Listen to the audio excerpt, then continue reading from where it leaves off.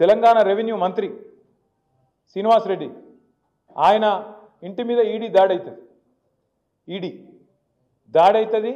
దాడై కూడా ఇప్పుడు దగ్గర 6 నెలలే.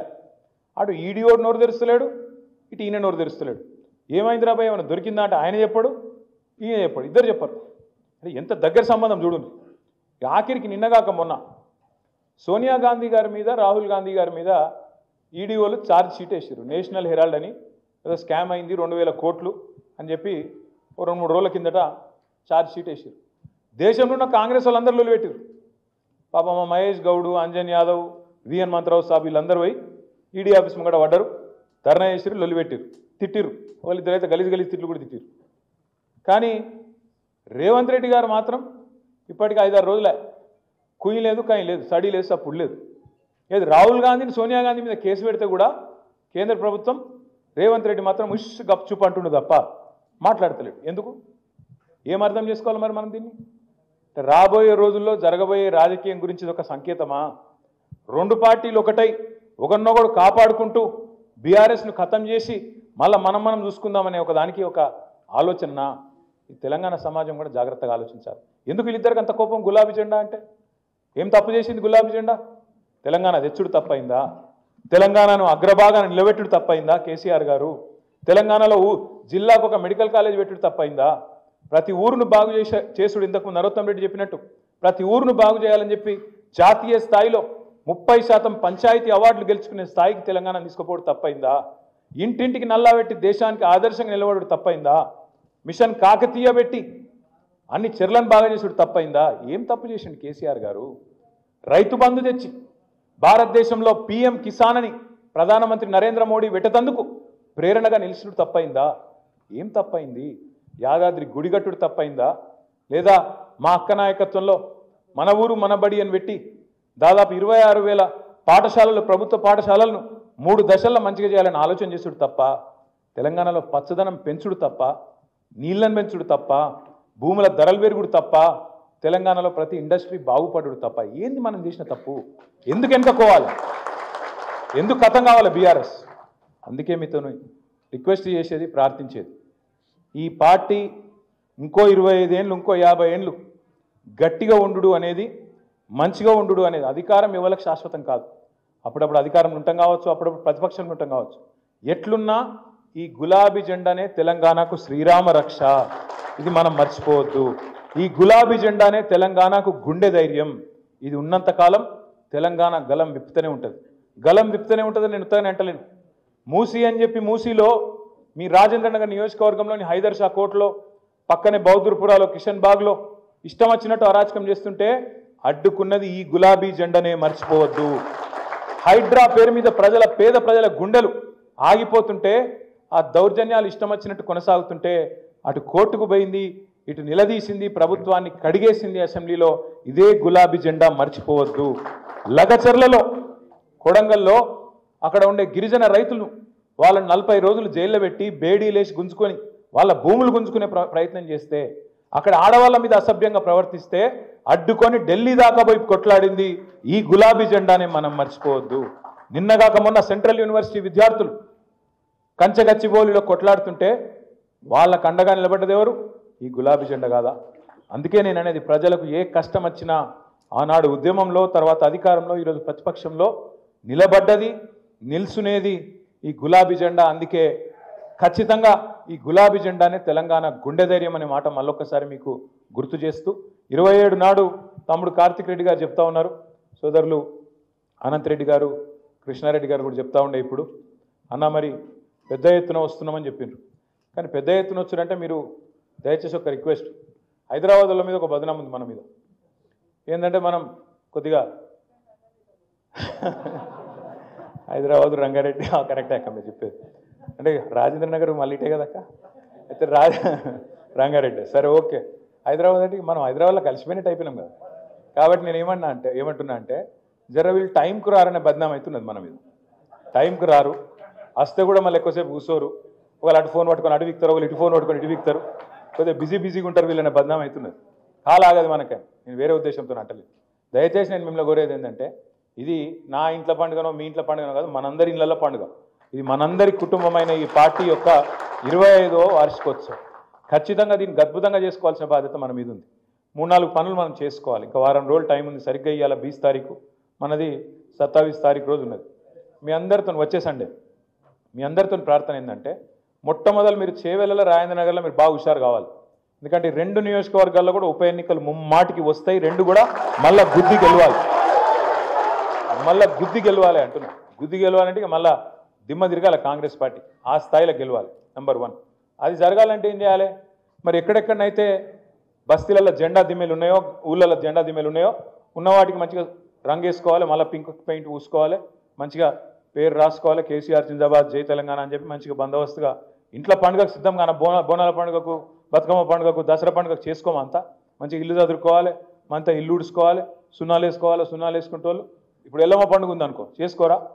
అట్లాగే ఇది మన ఊళ్ళో పండుగ లేక మన పండుగ, మన పార్టీ పండుగ కాబట్టి జెండా దిమ్మెలు ఉన్న వాటిని బందోబస్తుగా చేసుకోవాలి. దయచేసి నేను పెద్దలందరినీ కోరుతున్నా, ఏ ఊరు కావరు నరసింహారెడ్డి గారు బాధ్యత తీసుకోండి, బ్రహ్మాండంగా చేసుకుందాం. దబ్బన లేదనుకో ఆన్నో ఇన్నో జెండా దిమ్మె కట్టుకోవాలి. ఎందుకంటే కొన్నిసార్లు ఊర్లు పెరిగినాయి, కొన్ని బస్తీలు పెరిగినాయి, పక్క కాలనీలు వచ్చినాయి, ఆడ కట్టుకోవాలి. కొత్త దిమ్మె కట్టాలి. కట్టుకొని ఈ వారం రోజులు ఇంత తిప్పి కొడితే మంచి గుంపు మేస్త్రి దొరికితే, అరే ఇక గుంపు మేస్త్రి అంటే ఎట్లా మీరు? అరే నేను రేవంత్ రెడ్డిని అంటలేను, మామూలు మేస్త్రి అంట. అరే మీరు మర్చిపోతురు. ఆ గుంపు మేస్త్రి ఏమో కుల్లగొట్టేటోడు, నేను మాట్లాడేటోడేమో కట్టేటోడు. ఆయన కుల్లగొట్టుడు తప్ప కట్టుడు రాదు ఆయనకి. అందుకే నేను మిమ్మల్ని అడిగేది, మంచోళ్ళని పట్టుకొని కొత్త దిమ్మెలు కట్టుండ్రి. లేని కాడ దిమ్మెలు కట్టుకుందాం, బందోబస్తుగా పెట్టుకుందాం. నెంబర్ 1.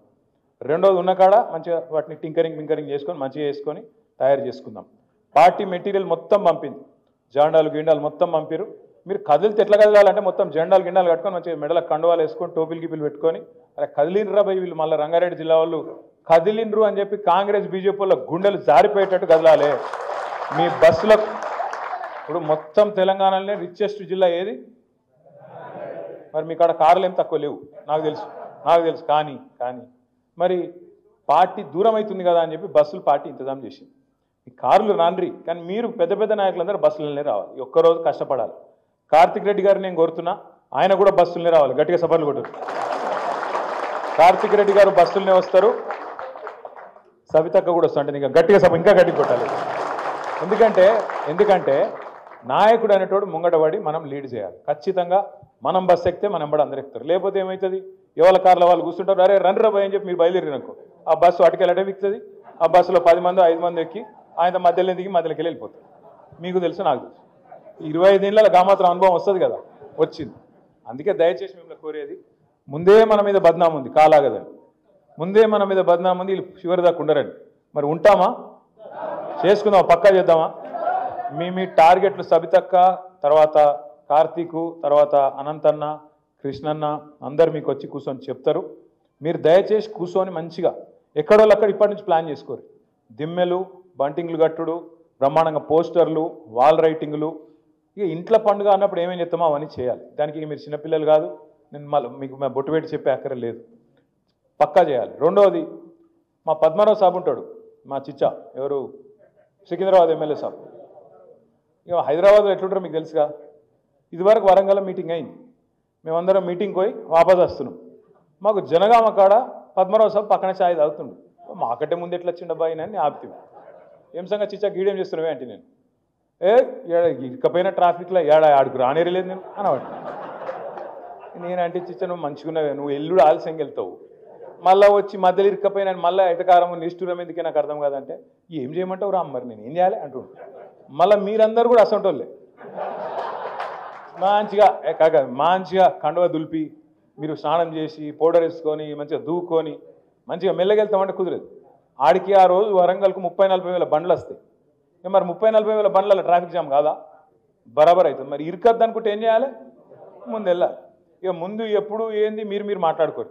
ఎందుకంటే డిస్టెన్స్ బట్టి, తోవ బట్టి, ఆడికి పోయే రోడ్డు బట్టి, ఇప్పుడు రోడ్డు మీద ఇంతంత పాటోళ్ళు ఉంటేనే ఆగమాగం అవుతుంది ట్రాఫిక్. మనకు హైదరాబాద్లో అందరికీ ఎరికే మనకు.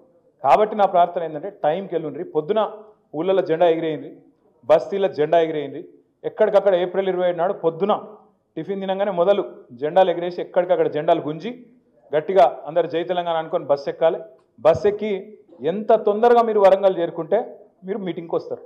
ఆడ 1200 ఎకరాలు 1250 ఎకరాలు మొత్తం సభా ప్రాంగణం. అందులో 250 ఎకర్ మనకు మీటింగ్కు, మిగతాదంతా పార్కింగ్. మీరు దూరం కూడా ఉండేది లేదు, పక్కకే ఉంటుంది, పక్కకే దిగుడు. ఎక్కువ నడిస్తే 200 మీటర్లు నడిచేది ఉంటుంది తప్ప ఏం కాదు. 200 మీటర్లు నడుచుడు ఏం కాదు, ఆరోగ్యానికి కూడా మంచిదే.